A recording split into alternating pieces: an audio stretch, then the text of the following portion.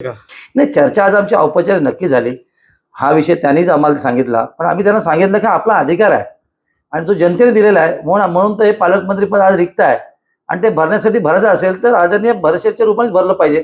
कारण ते 4 वेळचे आमदार आहेत, सिनियरिटी आहे आणि सिनियरिटी असताना राष्ट्रवादीने क्लेमच करू नये. जो शिवसेना अधिकार आहे आणि त्याचा आणि ह्या निवडणुकीचा कुठलाही धोरणमय संबंध अजिबात नाही. नाही, अजिबात नाही.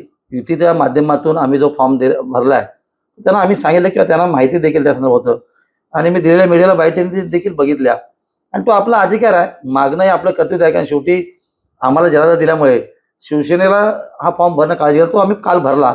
मला वाटतं उद्या राष्ट्रवादी भरते. कदाचित मला माहित नाही बीजेपी भरेल की अन्य कोण भरतील. पण ही 2 तारखेनंतर 2 आणि 3 तारखेला 2 दिवस ही चर्चा होऊन मग 17 सीटच्या बाबतीमध्ये जो काही निर्णय होईल तो सगळ्यांना पुढे घेऊन जाणं निश्चित कामी होईल. पालकमंत्री पदावर सेटलमेंट झाले की भरत गोगावले यांना पालकमंत्री पद आणि राष्ट्रवादीला आणि अनिकेत तटकरे यांना हे विधान परिषदेची जागा, असं काय नेमकं ठरलंय का? नाही, पालकमंत्र्याचा तिढा हा कायमस्वरूपी राहिलेला आहे. जवळ 1.5 पावणे 2 वर्ष होत आली आपल्या तिथे आणि अशा परिस्थितीमध्ये पालकमंत्री आदित्य तटकरे यांना मुख्यमंत्री महोदयांनी स्थगिती दिलेली आहे. त्यामुळे ह्या जिल्ह्याला पालकमंत्री नाही आहेत आणि आमची अपेक्षा अशी आहे की भरशेच्या रूपाने आमच्या जिल्ह्याला पालकमंत्री मिळावं. कारण ते 4 वेळचे आमदार आहेत, मंत्री आहेत. तो आमचा अधिकार आहे आणि जनतेने रायगडला जो जनादेश दिला आहे 3 आमदार आम्ही आहोत. त्याच्यामुळे तो आमचा सर्वस्व अधिकार आहे आणि त्या ज्या पालकमंत्र्यांनी ह्या निवडणुकीचा धोरणमध्ये कुठला संबंध नाही आहे. मीडियामध्ये जरी काही चर्चा आली असली तरी अजिबात असं नाही आहे. तो आमचा अधिकार तो मिळणारच आहे. पण ह्या निवडणुकी बाबतीमध्ये जो जनादेश जनतेने स्वायत्त निवडणुकीमध्ये दिला त्या पद्धतीने ही निवडणूक आमच्या दृष्टीने महत्त्वाची आहे आणि आम्ही ही निवडणूक सुशाल लढण्यासाठी आमच्या नेते आदरणीय शिंदे साहेबांना सांगितलं की उमेदवारी आपल्या शिवसैनिकाला मिळाली पाहिजे. जरी माझ्या कन्याने फॉर्म भरला असला तरी कुठल्याही शिवसैनिकाच्या डोक्यावर साहेब जो हात ठेवतील तो ही निवडणूक नक्की लढेल आणि जिंकून आणू.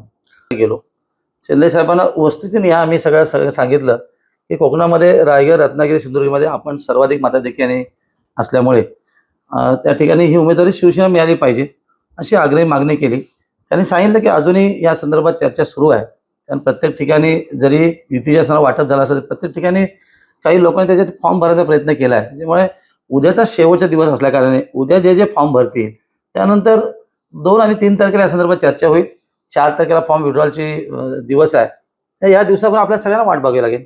असं कालच आमचं ठरलं. आदरणीय मंत्री महोदय भरशेटने मी सांगितलं की माझ्या कन्याने जाऊन रत्नागिरीमध्ये फॉर्म भरलेला आहे आणि TV मीडियासमोर ही सगळी चर्चा आली आणि मग भरशेटच्या फोनच्या आधारे आम्ही सगळ्यांचे कोकणातले वरिष्ठ, श्रेष्ठ, ज्येष्ठ नेते आपण एकत्र येऊया.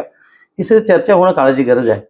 मग भरशेट सन्माननीय आमदार असतील, महेंद्र थोरे आमदार असतील, कोकणातले माजी आमदार आणि जिल्हा प्रमुख संपर्क म्हणून आम्ही एकत्र चेंबूरला भेटलो. सगळ्यांमध्ये चर्चा झाली आणि मग तिथून आम्ही शिंदे साहेबांच्या भेटीला गेलो. शिंदे साहेबांना वस्तुस्थितीने या आम्ही सगळं सांगितलं की कोकणामध्ये रायगड, रत्नागिरी, सिंधुदुर्गमध्ये आपण सर्वाधिक मताधिक्याने असल्यामुळे त्या ठिकाणी ही उमेदवारी शिवसेना मिळाली पाहिजे अशी आग्रही मागणी केली.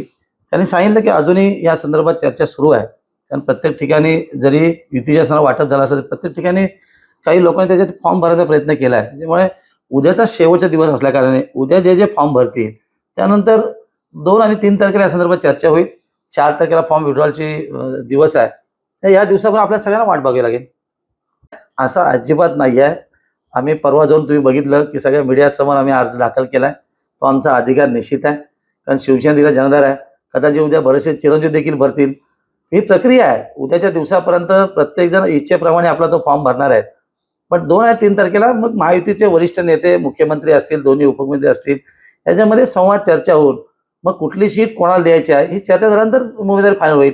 पण आज काही लोक उगाच कपाळाला बाशी म्हणून सांगतात की आम्हाला उमेदवारी मिळाली. असं अजिबात नाही आहे. याची प्रक्रिया सुरू आहे. जोपर्यंत 4 तारखेपर्यंत विड्रॉल होत नाही तोपर्यंत याच्यात अनिश्चितताही कायमची राहणार. असं आहे की आदरणीय शिंदे साहेबांचा आदेश हा सर्वतोपरी आदेश आहे. शेवटी आमचे नेते आहेत, पक्षाचे प्रमुख आहेत. त्यांनी या संदर्भात आम्हाला आदेश दिला तर आम्ही नक्की पाहून जाऊ. पण आज जे आम्ही त्यांच्यासमोर जी कैफियत मांडली ती खरी आहे की कोकणाने जनाधार दिला त्याचा आदर करायचा महायुतीच्या सगळ्याच वरिष्ठ नेत्यांनी करून ही सीट शिवसेना सोडली पाहिजे हे आमचं आग्रही म्हणणं नक्की आम्ही त्यांना सांगितलं. ABP माझा, उघडा डोळे बघा नीट.